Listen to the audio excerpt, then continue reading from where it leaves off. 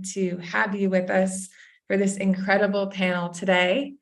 My name is Nina Hersher. I am the Chief Learning Officer at the Digital Wellness Institute and Executive Director of Digital Wellness Day. And with me, I have an incredible panel of people. I have Laurie Fritsch, who is the Assistant Director of Hokie Wellness at Virginia Tech, Christina Crook, who is founder, CEO of JOMO Campus, and was a founding member of the Digital Wellness Collective with us. And I have Tyler Race, who is my incredible co-founder and Chief Operating Officer at the Digital Wellness Institute. And so today we're going to be talking about how Virginia Tech was recently announced as the first certified digitally well university in the world. And we're going to be talking to you about how that happened, all of the work that led up to that with Christina, the work of the champions on campus, and all of these pioneering individuals who have come together to really prioritize undergraduate wellness and beyond in this wired world of ours. And so with that, I'm going to ask each of these people to just share a little bit more about who they are, what brought them to this work, what really, I think, began their passion for this topic. And just to know, if you have any questions as we go along throughout this panel, please do put them in the chat, into the Q&A. We will hold time at the end for journalists and for questions from the audience. And so I would like to invite Christina to kick us off with a little bit more of an introduction and the context around your work. Thanks so much, Nina. It's a privilege to be here. It's been a privilege to be a part of this community for so many years. Like many things, we start with sort of addressing a problem in our own lives. They say for authors, write what you most need to read. And so my story really came out of my own issues around technology use and technology overuse. And so it was more than 10 years ago that I actually did a digital fast from the internet for 31 days. And that experiment led to the writing of my first book, The Joy of Missing Out, and the journey that I've been on as a leader in the digital well-being space. And so first off, JOMO, I am the CEO and founder of JOMO and now JOMO Campus. So what is JOMO? Take FOMO and turn it on its head, right? That's JOMO, the joy of missing out. We're encouraging people to find joy in missing out on things like scrolling your social media feeds or binge watching, so you can make space for what really matters most to you. And now, of course, we're doing that with students on campus.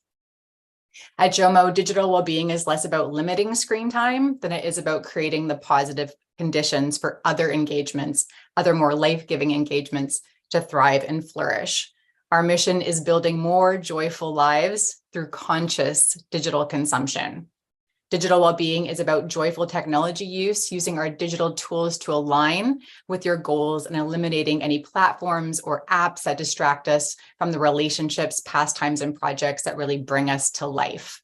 Combating the negative health impacts of technology overuse, like the loneliness epidemic that the US Surgeon General warned about just this week, is why JOMO, the course, podcast, books, workshops, and our brand new JOMO Campus program exists.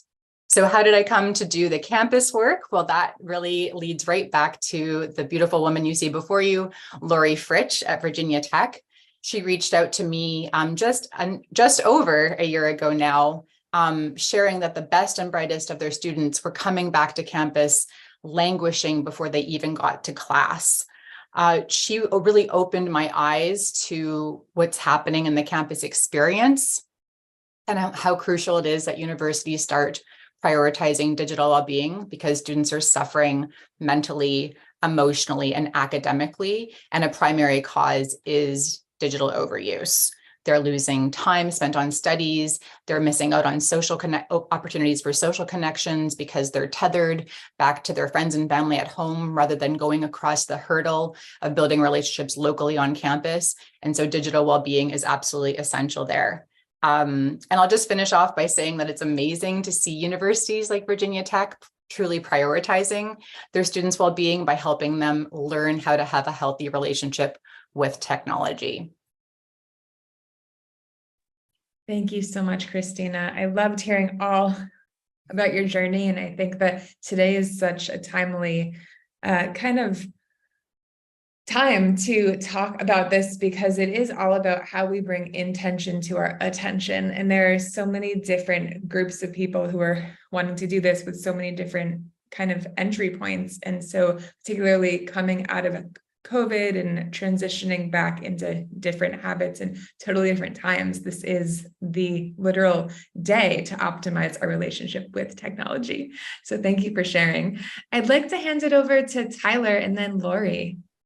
Absolutely. Thanks, Nina. Hi, everyone. My name is Tyler Rice. I'm co-founder and COO here at the Digital Wellness Institute. And my journey with digital wellness really began, I would say, as a student myself, about 8 years ago, experiencing a lot of this on kind of the forefront of what became kind of the digital wellness revolution. People really understanding that technology has an impact on our mental health, on our physical health, on our well-being, and on our productivity.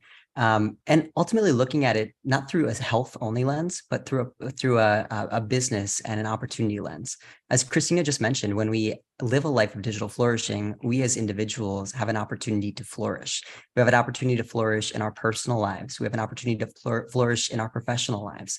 So digital well-being for me is really that strategy that we can use all as students, as employees, as individuals, as family members, to find that perfect state of flourishing so we can excel in whatever we find to be the most meaningful. So here at the Institute, what I do is I focus on building solutions that really help people identify their own state of digital flourishing. And we'll get into that a little bit more today with Laurie and Christina. But in addition to that, I work with Nina, Amy, our team, Sophie, to really develop trainings that we bring to individuals, to campuses, to workplaces, to help individuals cultivate that state of digital well-being. So with that, I'll hand it off to Laurie. Thank you, Tyler. And Laurie, we would love to hear all about really what brought you to this work and how things showed up for you at Virginia Tech. Yes, and I would also like to say thank you to Nina and Tyler and Amy and the Digital Wellness Institute for just honoring Virginia Tech with this amazing recognition, and of course to Christina for helping Virginia Tech elevate digital well-being on our campus and getting us to where we are. It's just such an exciting time for all of us. Really, I've served as a health educator. I'm now an assistant director in Hokie Wellness. I've been working in college health here for 23 years. And one of my primary jobs is to serve as an advisor for a peer education team. And so this team is trained to teach different health topics. So sexual health, vaping, sleep, mental health, nutrition, body image, and now digital well-being. But the idea of digital well-being for me was not named digital well-being. It was, I kept typing in like phone use and how it impacts sleep, phone use and how it impacts body image. It was very disconnected. And it started really when we went on a team building rafting trip with our students. And I had in mind, I knew that our students were starting to disengage with one another and because of their phone use in about 2016. So I said, hey, everyone, on our trip, on our rafting trip, let's put our phones away, engage with one another the whole time. I want those phones away. I really want us to connect. This is team building. We got back to campus, and this is what blew my mind. They all get out of the van, and they are saying, oh my gosh, it was such a relief not to have to be on my phone. To my immediate naive response, y'all know you don't have to be on your phone all of the time. Like, you can choose to not be on your phone. And they said, no, Laurie, we are connected to everything. Our parents need to know where we are. I'm in group chats, my assignments, my group work is all connected to my phone. I can't be away from my phone. And that's when it clicked for me. So slowly we began adding phone use and how it impacted different pieces of our workshop. So we started with sleep, how it impacted the melatonin release and the brain excitement, which delayed onset of sleep, sexual health and how it was impacting that and our body image. So we just started piecing it into other workshops. And then on the side, throughout the course of that year, I began to develop and really try to find research around digital well-being. So I was looking at the work of Dr. David Greenfield and mindful media expert Dr. Christopher Willard, and piecing together sort of research to provide education to our students. And so throughout that year, I had created a program, and students through assessment said, actually, we want you to convince us, and we want more research in your programming. So the program that we had at the time is called Unwind Offline. That was launched and taught by our peers starting in 2017. We presented at a National Student Affairs Conference, NASPA, in 2018, and we really started to gain momentum. And during the 2018-19 year, we came across JOMO and started using JOMO in some of our campus outreach. And we were like, oh, this is really landing. This is so much fun to talk about JOMO. And so little did I know, fast forward a couple of years, and I'm using JOMO all the time, and students are really enjoying that. COVID hit. Prior to COVID, I was already trying to elevate digital well-being on campus and gain momentum. Virginia Tech is over 35,000 students. It's a very large institution. So teaching workshops, I could do that all day long, but not have the large scale impact that I knew our students needed. COVID hit. And students came back to campus. I knew more than ever we needed more reach on campus. I had the opportunity to have a Zoom call with Christina where I was fangirling. I could not believe I was having a real life conversation with someone who I just really admired, sought mentorship in her work. And we were able to decide that we wanted to come together and do this work together on our Virginia Tech campus. And thank goodness, I have great leadership. Our Vice President for Student Affairs, Dr. Frances Keene, bought into it. And she said, yes, in the spring of 2022, I asked her if we could bring Christina on as a consultant to really elevate this on our campus. And over the course of the past year, we have been working on some really great interventions. Thank you so much, Laurie. That journey just brings so much joy to my heart. And I think that what really turns this work into something totally different for me and for our team is hearing things like this and hearing that, people kind of knew what we were talking about tangentially, and then they found a group or they found terminology, and they really got to dig into the joys and the challenges of, the kind of constant connectivity of our world and how that is changing how we interact. And so thank you again so much for sharing that story. And I would love to talk now just a little bit about the research and current events and news and why this topic is so timely. And so, Christina, is that something you could shed a little bit more light on for us?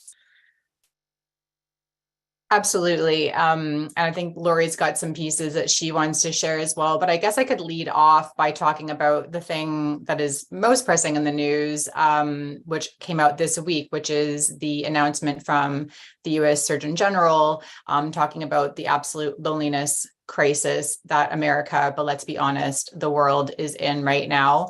And really mapping that not only to just an individual problem, but a systemic social problem. He said, I'll just read a little bit of this. He's warned the country that is facing an epidemic of loneliness that is as dangerous to health as smoking 15 cigarettes a day. This isn't actually new information. It's just that he's elevating it to this level. Just this week, he spoke with BBC News and shared that he was among millions of Americans who have experienced a profound sense of loneliness, that he has a story himself of profound loneliness, which was really exacerbated by the COVID-19 pandemic. U.S. health authorities are calling for social isolation to be treated as seriously as obesity or drug abuse. Nearly 50% of all Americans are thought to have been affected. So this is absolutely huge. I actually am in the UK at the moment, and they've actually had a minister of loneliness here in this country for, I think, more than 5 years, addressing the loneliness epidemic that is really sweeping the globe. And so why I think this is so pressing and why I think it's such a profound opportunity to address it on campuses is students in particular, right? They were forced to be, my 3 children included, were forced to be really alone in their bedrooms for 2 to 3 years. And so bridging back into campus life is really overwhelming for them. It's scary. The social anxiety that they're feeling is unprecedented. One of the first pieces to the work that I did with Virginia Tech was what we called our discovery phase through the fall, where I conducted a series of in-person 1-hour interviews with students. And we also, Laurie and I also interviewed a group of professors. But what we're hearing from students is absolute burnout, that they were told when they got to campus that if they couldn't, they basically had to adapt or die. This is their terminology in terms of how much technology is demanded of them on a daily basis on campus. So this is just like a hugely pressing issue. But what I see is the amazing opportunity of addressing this at a campus level is this is the first time that young people are able to make these decisions fully on their own, right? Because they're out of their parents' houses. They're, they don't have the same constraints as, say, being in high school. The opportunity for them to learn about digital well-being, to build new habits, and to begin just creating experiences and education for students directly on the campus for them to start mapping new habits really in first year, and then building on that year after year, I think is a profound opportunity. Absolutely. And I think so often we are quick to assume that it's just so easy to unplug or we don't have to. And even, pre-COVID, there was so much more that was happening online. There was so much more than just, having to complete everything and kind of submit homework online. And so now we're just in this time where we really have to look at how we're interacting with the kind of academic infrastructure, as well as how we're connecting to our teachers and peers. And so thank you for shedding all that insight. Laurie, is there anything that you would like to highlight on the research front? And I know that these kids are really, I think, clear about how they want to know about what's happening, and they want to actually tune into that. And, they're saying, hey, prove it to me. And so how can we prove it to them, right? So that they can kind of continue to be these peer change agents on campus. Absolutely. So I happen to serve as the primary investigator for our National College Health Assessment. So we know that smartphone use has been associated with poor sleep quality and fewer face-to-face interactions, and both of those are essential for mental health. And when you're looking at the National College Health Assessment statistics, starting in 2010, if you look at the progression, college students have experienced a 134% increase in anxiety and a 106% increase in depression since 2010. And when you're looking at it from an academic perspective, a lot of research is now showing us that off-topic device use in the classroom is resulting in lower quality note-taking, less retention of information, and lower performance on tests. And that's just on the individual. When a person is off topic in the classroom, it's also impacting their neighbors surrounding them. So it's actually impacting comprehension for just someone who's in the field of someone else's off topic use.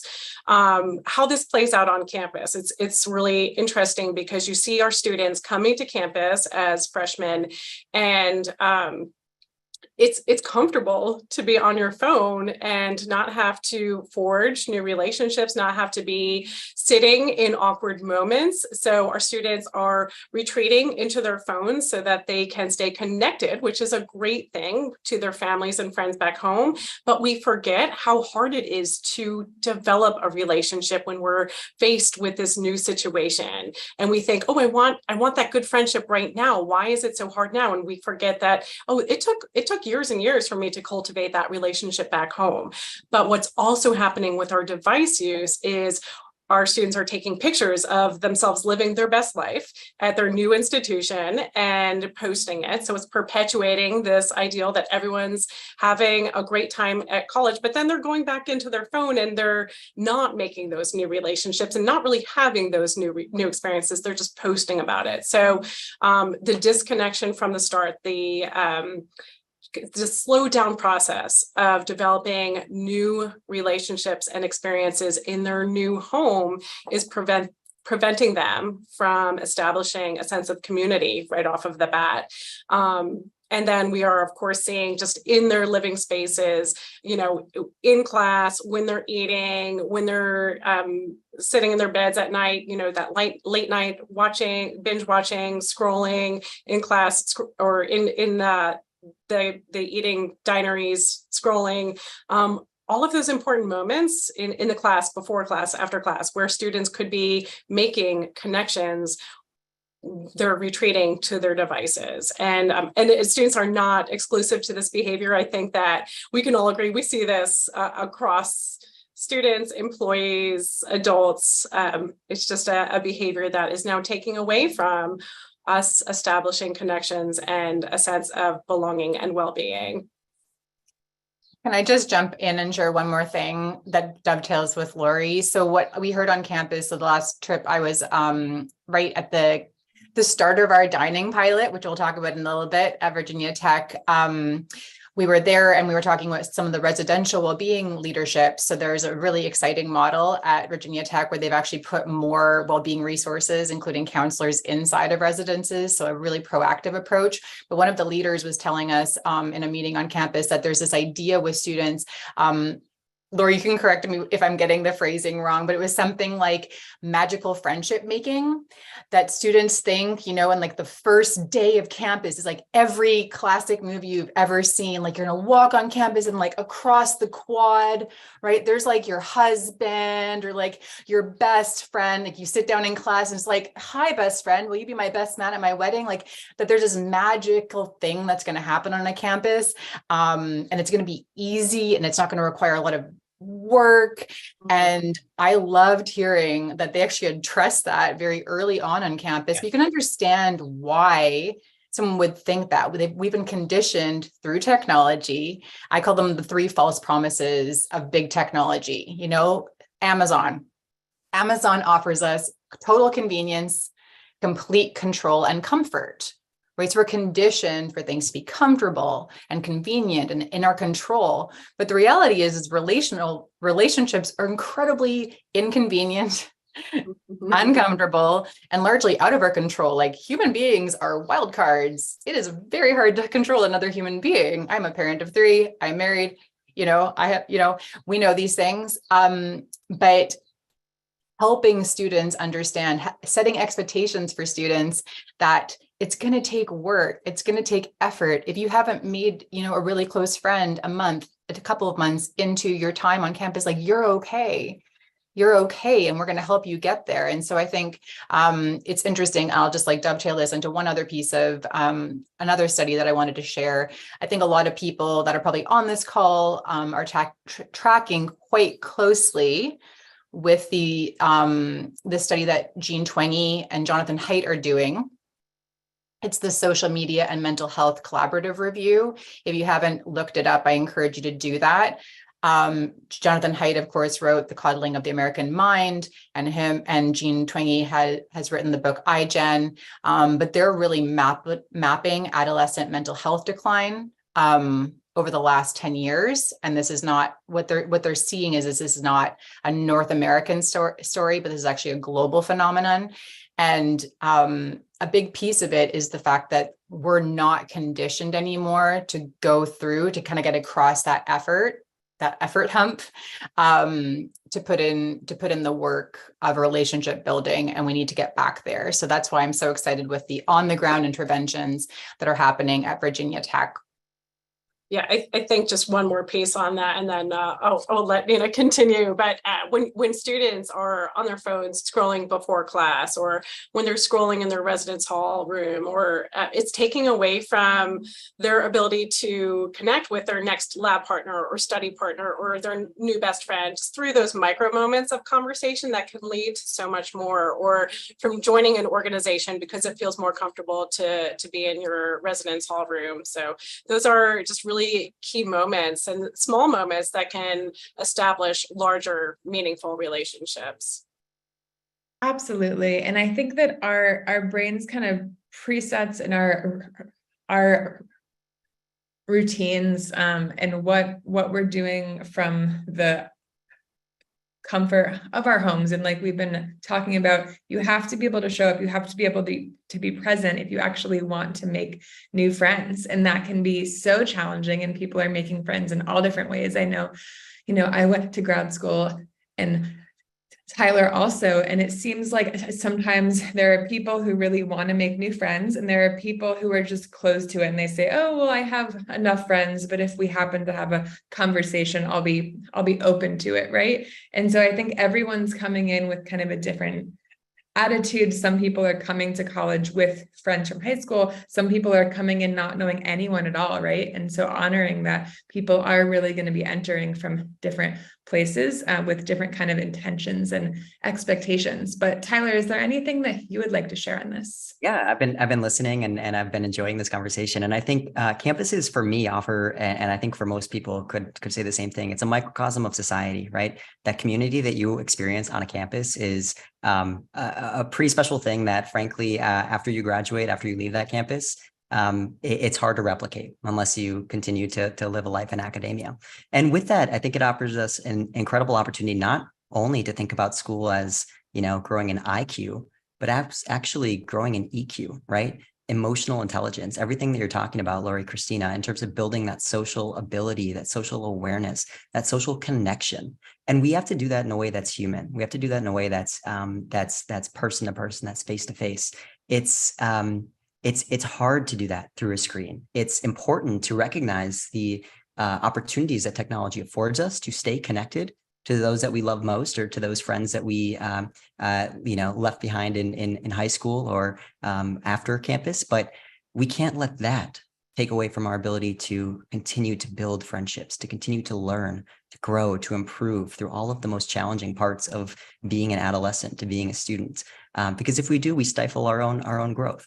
And so through digital wellness on campus, we have an opportunity to, again, approach it in a new way where we can really improve outcomes, not only mental health, but ultimately emotional and intellectual outcomes as well.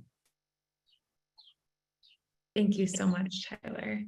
So much gold here. So I am seeing a few questions come through in the chat. We are going to try and hold questions until the end, but I do see one that is actually something that we were going to tackle together. And that question is around what kind of is the most helpful right now on campus? What is really working, both, I think, with college kids and also with change agents, champions, employees, people who are working on campuses. And so I know this is a really, really big question, and everyone is going to have kind of something different to add. But Laurie, I would love to begin with you in terms of what has been most helpful, what has moved the needle the most in the time that you have been working on this.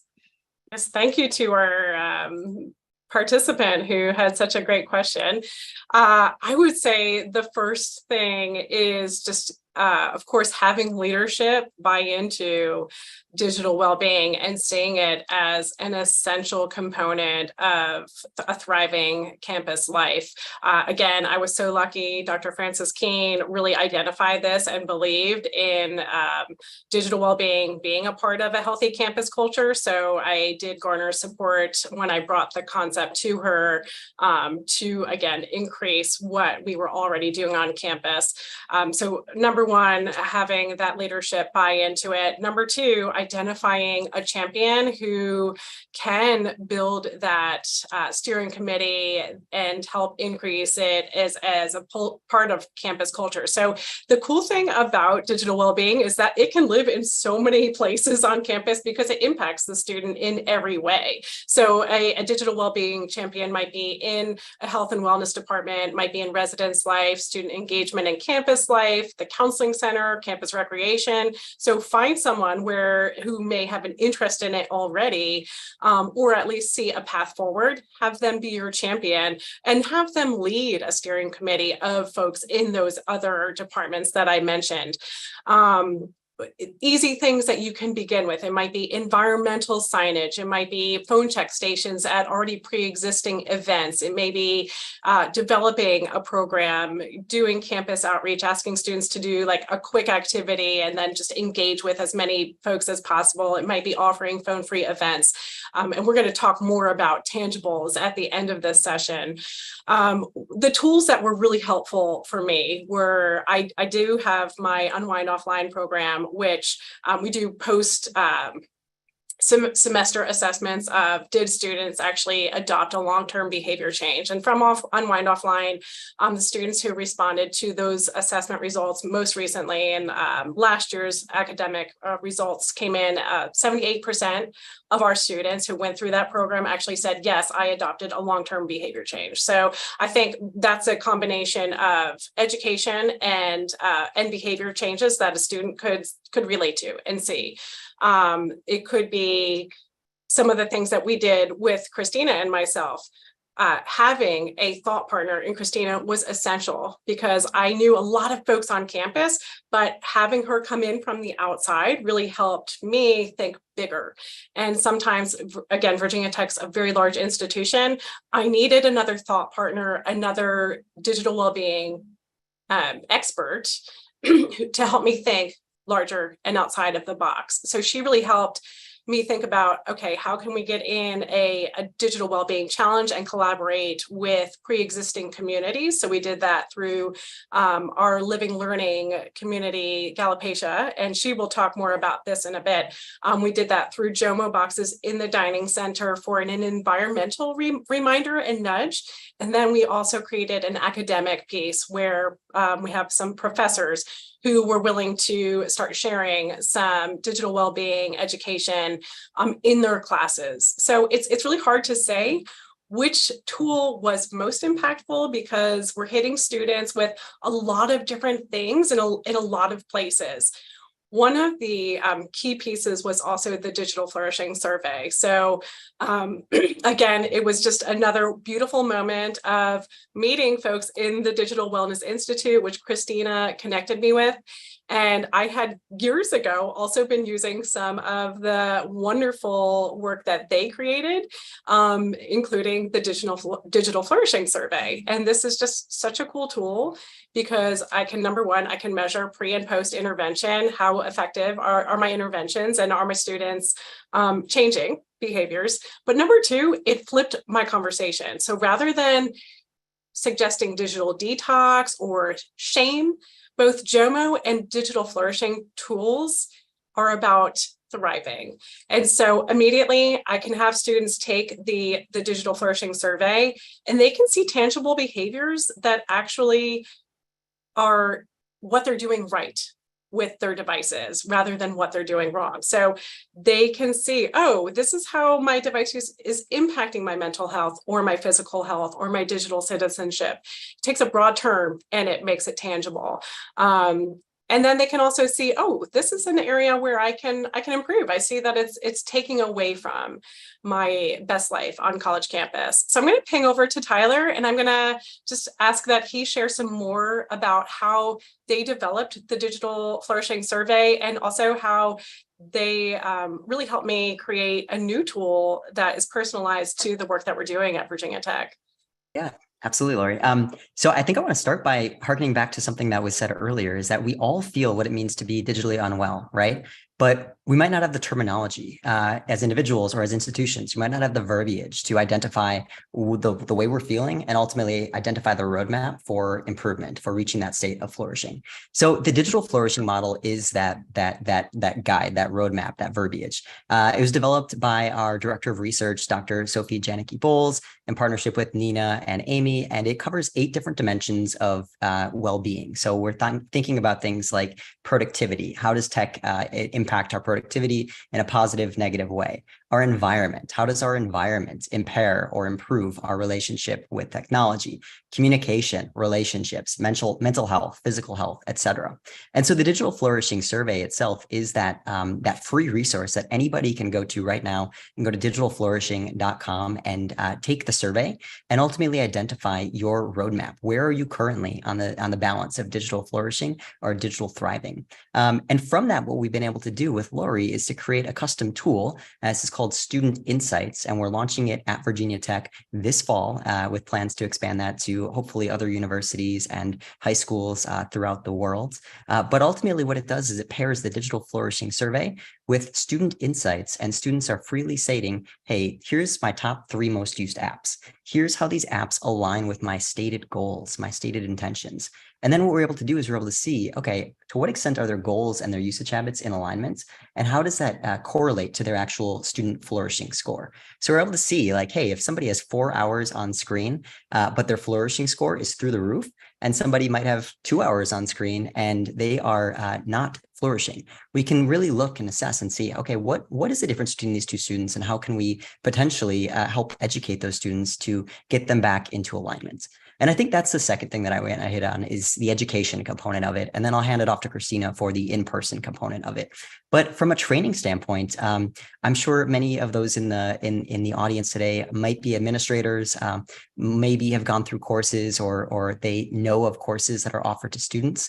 Many of them are incredibly important, right? Alcohol abuse awareness on campus, sexual assault prevention on campus. And again, as mentioned, I'm not that far out of college, only less than a decade, but I wish that I had trainings on how to be digitally well, how to reach a state of digital flourishing. So that's what we've done at the Institute. We've created courses for students on productivity, on mental health, on physical health, et cetera, so that if the survey finds that, hey, Tyler, you're really good at mental health in the digital age, but ultimately it's impacting your physical health, or you need to find ways to improve on that, or digital citizenship, then we can lead to custom interventions and custom trainings in 15 minutes or less to really empower students with the tools that they need to reach that state of digital flourishing. So that's on the tech side of things. And I want to hand it off to Christina, because I think that's why this is incredible. And then ultimately, I know Nina will talk a little bit about the standards for certification and how Virginia Tech reached the level of being the first certified digitally well university. But the digital is only part of it. And the part to really bring it home, I think, is the work that Christina's doing with the physical interventions. Thanks, Tyler, and everyone. So the way that JOMO worked with Virginia Tech was in 3 phases. The first phase that I mentioned earlier was really a discovery phase. So it was really going deep on the college health assessment, specifically to Virginia Tech, those in-person interviews, really, quantitative, lengthy interviews with students and faculty on campus. And then it was meeting with key stakeholders on campus and basically taking the concept of digital well-being, taking the direct needs and expressing them back to the community to get stakeholders on board. And what we're seeing is that people put their hands up at different times. So Rec Sports got really excited because their students who only work for 2 to 2.5 hour shifts could not go about doing their job without their phone. And so right away, they put their hand up. They wanted education. They wanted JOMO boxes, which is I'll show you in a minute. But just to dovetail into what Laurie was saying earlier, really finding a champion and then starting to identify those key stakeholders on campus was an essential part of the discovery process with Virginia Tech. The second phase is piloting. And so we developed this 4-week digital well-being challenge that we ran in residences. But we also did a classroom intervention and dining intervention. So ultimately, what we're working on creating with JOMO Campus at Virginia Tech is a multi-year campus-wide digital well-being program to improve students' digital well-being. Laurie, in our very first call, said to me, we're running these workshops, but at this rate, we're going to reach such a small percentage of the student body. What we really need is wide campaigning, wide messaging to get more students aware of the need for this kind of education and behavior change. So we started with 2 4-week pilots where students were challenged to change their phone habits, things like turn off notifications and place their phones in JOMO boxes. So here is what a JOMO box looks like. This is our first iteration, which Virginia Tech bought in bulk for their common areas. I'm not sure if you guys could actually see this, but it says for great conversation, place phones inside. For better focus, place phones inside, and of course, then the phones go inside. And this actually maps to a study that comes directly from Virginia Tech. Dr. Shalini Misra, a leading expert in digital well-being, wrote the iPhone effect study, which has been replicated more than 200 times. That study shows that just the presence of a smartphone in a space diminishes the quality of conversation and connection between the people that are present. So the JOMO boxes and common areas addresses that. Even if students don't use the box, it's bringing intentionality to their phone use, or if they're not choosing to put their phone away, that's a decision, or they might choose to put it in their backpack. So they use JOMO boxes during meal times, and they are encouraged to also use it in their study time. The challenge focused also on the benefits of taking brain breaks without scrolling, exploring new parts of campus phone-free, and creating a college bucket list.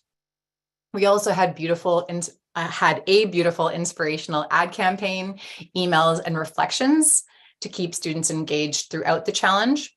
We surveyed after the pilot and found 75% of participants said they had already made a change as a result of the JOMO program and that they plan to continue that change. These numbers are huge.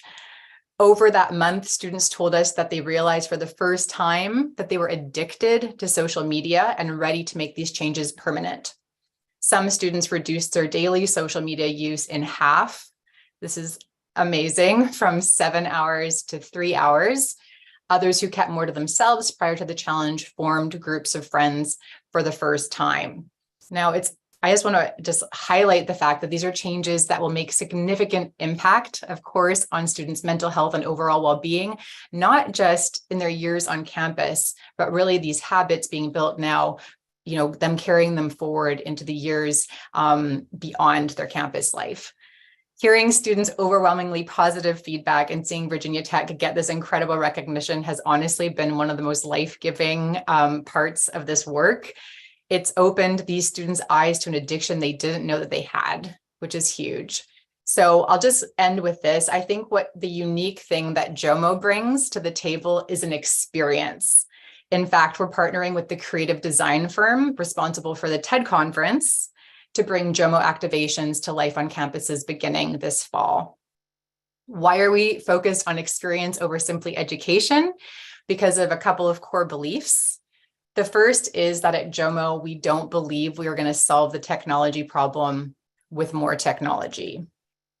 Second of all, most people already feel immense shame about how much they overuse their phone.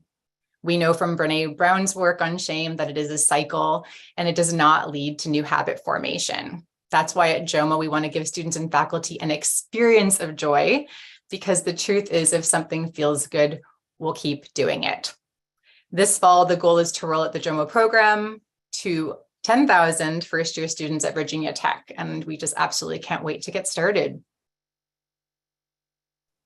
Thank you, Christina. Thank you, Tyler. Thank you, everyone, for sharing. I heard so much in there. And I think one of the highlights for me is that as we're looking at habit change, as we're looking at different tools, these kind of conversations around what we want to change are very culturally and technologically intertwined. And so we used to say that, we really want to look at both the intentional use and development of tech to enhance human relationships. And that just continues to be something that I think we need to push forward. And sometimes that means putting our tech away completely. And sometimes that means pausing to figure out how we can harness that tech to be really healthy tech versus anti-tech. And I realized, everyone, that we never really defined what digital wellness and digital flourishing are. So I'm just going to rewind for 1 second. When we talk about digital wellness, we're really talking about what is that kind of optimum place of health and well-being that each individual using tech is capable of achieving. And then digital flourishing is really, really focused on kind of this empowerment-oriented approach to tech, where we can enjoy everything it brings us, like this call today, and we can avoid some of the harms and some of the unintended consequences. And so I think that's really what unites this group, is that we do really prioritize this approach, because people don't want to feel shame and they want to feel empowered. And so I just, again, want to express gratitude for all of you. I am aware that we have about 15 minutes left. We're going to hold some time for questions, but I wanted to ask Tyler to just share a little bit more about the university accreditation process, protocol, criteria, and then I want to look to the future and talk about, in a few years, what would a good outcome look like? What do we kind of want to see change, and how can we enact all of that change together? Absolutely, happy to. So, at the Digital Wellness Institute, we set a list of standards that every university, every college, eventually every high school will be able to attune to and really use as a roadmap, as a guidepost to actually reach a state of digital flourishing on campus. And when we reach that state, we can be recognized in one of either two ways. A, as either a rising digitally well school, university, college, or B, as a certified school, university, college. So to Virginia Tech's credit, to all the work that they've been doing, we are so incredibly proud to recognize them as the world's first certified digitally well university. And I know Nina is going to drop a link in the chat to the set of standards that we're really using as a guidepost, as a measuring stick that other people can really use to, again, find their own form of digital well-being on campus, and something that is attainable and something that is achievable. So we start with the rising category. And when we're looking at rising universities, we're looking at somebody or a university that dedicates one individual, somebody, as a digital wellness champion in their institution. That at Virginia Tech was Laurie, right? And there are likely few other as dedicated champions as her, right? She has built something from the ground up, and she has created a process and ultimately created something that other people can follow. From there, we look to universities and schools that are offering some sort of digital wellness education to their students, whether or not that's e-learnings or whether or not that's bringing in speakers like Christina, like Nina, like Amy, to talk about digital wellness on campus, why it's important, and ultimately empower students with the knowledge and the verbiage to actually address this issue for themselves. We look at institutions that are measuring digital wellness. So using either the free Digital Flourishing Survey or our Student Insights tool to actually see and benchmark, where are my students today, and post-intervention, where are they currently, or where would they be? And we know that there's a term, if you treasure it, measure it, right? And digital wellness is something that we all treasure, and thus we need to measure. And last but not least, for that rising category, we invite anybody in that category to serve on a coalition for collegiate digital wellness led by Laurie. And Laurie, I know maybe at the end you could share a little bit more about that. And last but not least, when we look to the higher level, the highest level, the certified level of accreditation, we're looking for somebody that actually appoints a faculty and a staff member to oversee all digital wellness on campus. So Nina, to your second question, kind of getting to the vision, I think it's safe to say amongst all of us, our vision is that in 3 to 5 years, every single institution, regardless of their size, will have a faculty or team member that is solely responsible, or at least responsible in all of their other duties for being a digital wellness leader on that campus. And then we're looking at universities that are integrating digital wellness into the classroom, whether that's in the syllabi and saying, hey, we actually encourage students not to use their computers. We encourage note-taking. What a novel idea, right? But we also look for universities that are promoting it through the campus environment, through JOMO boxes, through different physical interventions to encourage those positive behavioral nudges. And then ultimately, those that are establishing public spaces that promote digital wellness. So that's a 1,000-foot overview. And again, I would encourage anybody that's interested in learning more to link to the website that Nina shared, and ultimately submit your name. If you are interested or intrigued about what it might take to be a rising or certified digitally well institution, we would love to talk to you and again, provide you that roadmap to achieve that. Thank you, Tyler. And we will also be sending out an email that has a one-pager of tips and a link to a coalition that Laurie is creating that you can also apply to join. And so, Laurie and Christina, before we take a few questions, is there anything else that you would like to share about your kind of hopes for the future and where you see this work headed? I mean, my hope, and Laurie's instilled this hope in me every single day of our together. Like, I just have to say, like, high five. Like, Laurie and I have just had the best time ever. Like, what a joy. What a joy to take like 10 years of work, 23 years of work, and really honing in on this in the last like 7 years, right? And putting it into practice for real life human beings, not creating a podcast or putting a book or like, and that's in my world, right? And just like hoping people will glom onto it, but like putting it into practice for real beautiful students on campus. Like, that's been such a joy. My hope is to see JOMO on every campus in America so that students are using these simple tools and strategies to learn how to have a healthy relationship with technology and improve their mental health. I also hope that the JOMO program can lower first-year dropout rates by addressing some of the things we talked about earlier, what Laurie was saying, like faculty creating opportunities for students to connect even in their very first class, to build those key social connections, those micro connections, as she called them,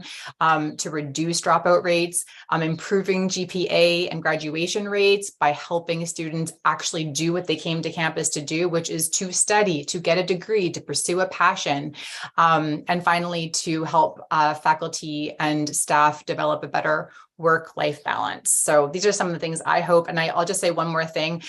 Something we haven't addressed, and maybe it'll come up in the questions, is this idea of like systemic digital transformation.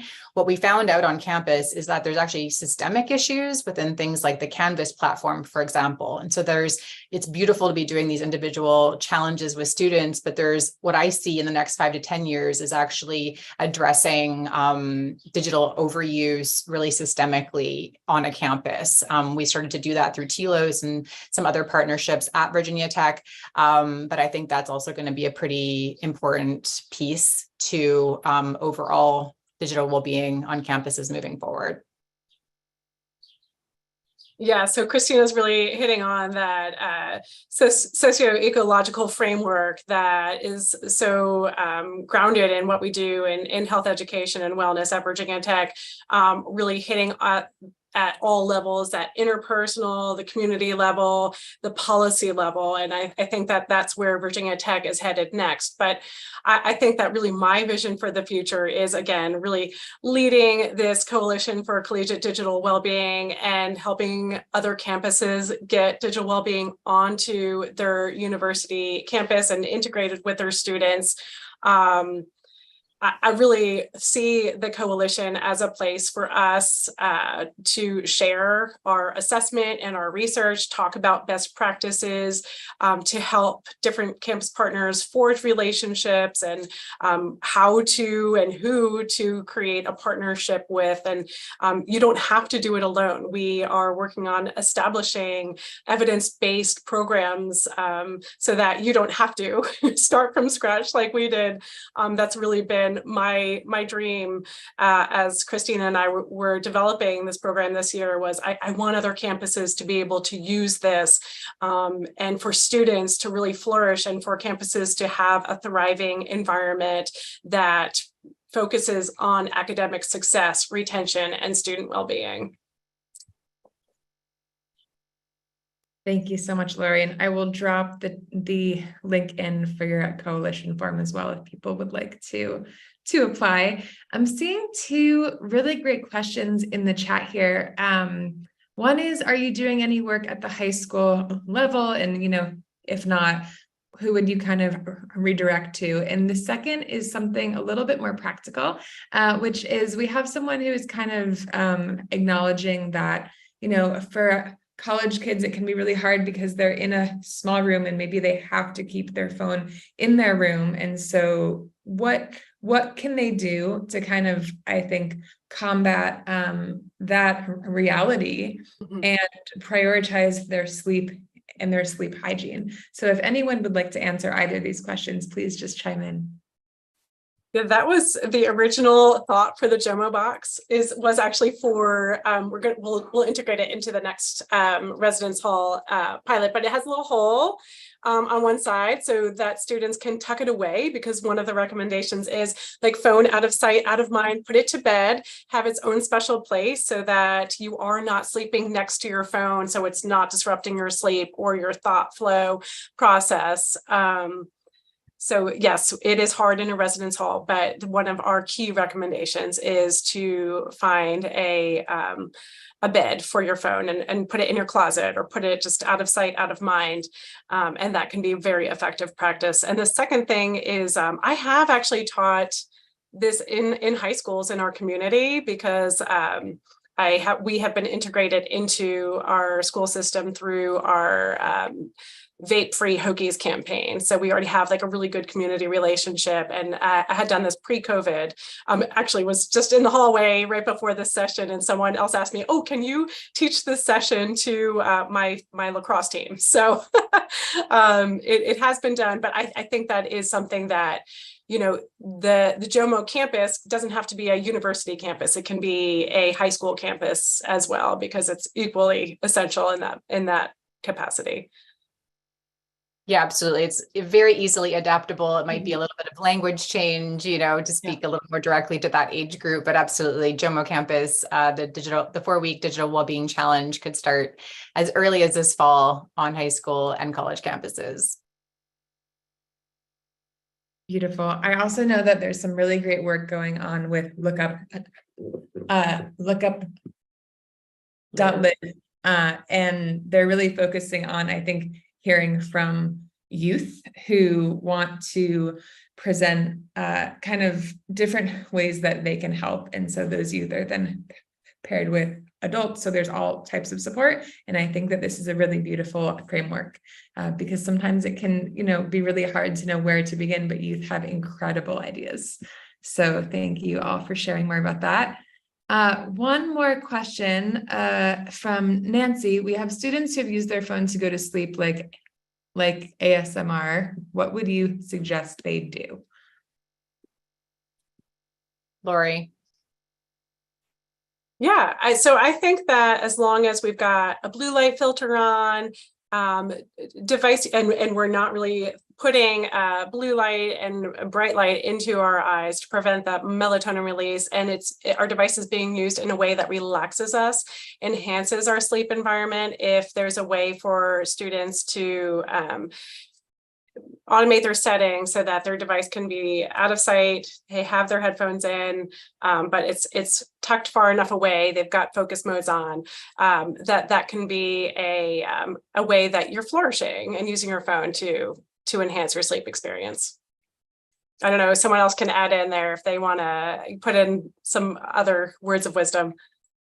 Yeah, I would just add to that I think it's really important to think about, you know, clinical tools and different tools as being healthy tech. And it's really about knowing when to use them and at what times it's important to kind of turn things off. And so my kind of question or prompt would be, after that is being used, what are you doing with your phone? Or is your phone maybe on airplane mode or something equivalent, and can you just press play or something like that, so that after you fall asleep it isn't turning back on if someone calls you and waking you up.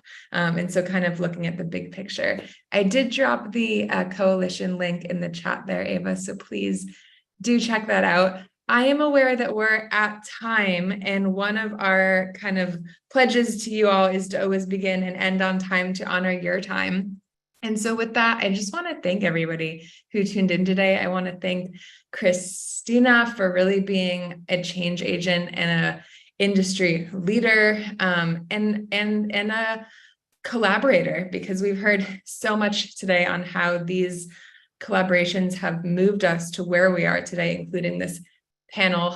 Laurie, I want to thank you for kind of being that campus pioneer and for doing that hard work of tuning in to what kids really want and need, and what approaches are and aren't working. And then Tyler, I want to thank you for being a part of my team, for helping us to develop all these incredible tools and curriculum, and everybody who has decided to join us today for this incredible holiday campaign. I think we have really come together to focus on what are the research practices that we can implement, that we can share with others.